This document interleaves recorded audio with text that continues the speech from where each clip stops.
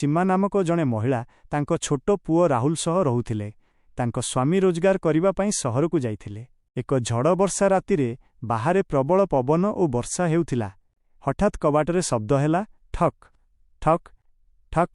ସୀମା ଭୟଭୀତ ହୋଇ ଯେତେବେଳେ ଦ୍ୱାର ଖୋଲିଲେ, ଦେଖିଲେ ସାମ୍ନାରେ ଏକ ଭୟଙ୍କର ହରିତ ମୁହଁ ଓ ଲାଲ ଆଖି ଥିବା ଭୂତ ଛିଡ଼ା ହୋଇଛି। ସୀମାଙ୍କ ଚିତ୍କାର ଶୁଣି ତାଙ୍କ ପୁଅ ରାହୁଲ ଭୟରେ ଅଚେତ ହୋଇ ତଳେ ପଡ଼ିଗଲା। କିନ୍ତୁ ସେହି ଭୂତଟି ଧୀର ସ୍ୱରରେ କହିଲା, ଭୟ କରନି, ମୁଁ କାହାକୁ କଷ୍ଟ ଦେବାକୁ ଆସିନି। ମୁଁ ଏଇ ଘରର ଏକ ପୁରୁଣା ଆତ୍ମା। ତୁମେମାନେ ଭଲ ଲୋକ, ସେଥିପାଇଁ ତୁମକୁ ସଚେତନ କରିବାକୁ ଆସିଛି। ସୀମା ସାହସ ସଂଗ୍ରହ କରି ପଚାରିଲେ, କି ବିପଦ ଆସିବ? ଭୂତଟି କହିଲା, ଆସନ୍ତାକାଲି ଗାଁର ସେଇ ପୁରୁଣା ବଡ଼ ଗଛଟି ଭାଙ୍ଗି ପଡ଼ିବ। ସମସ୍ତଙ୍କୁ ଏ ବିଷୟରେ ଜଣାଇ ଦିଅ। ଏତିକି କହି ଭୂତଟି ଅଦୃଶ୍ୟ ହୋଇଗଲା। ପରଦିନର ଘଟଣା। ସକାଳୁ ସୀମା ସବୁ ଗାଁ ଲୋକଙ୍କୁ ଏହି ବିଷୟରେ କହିଲେ।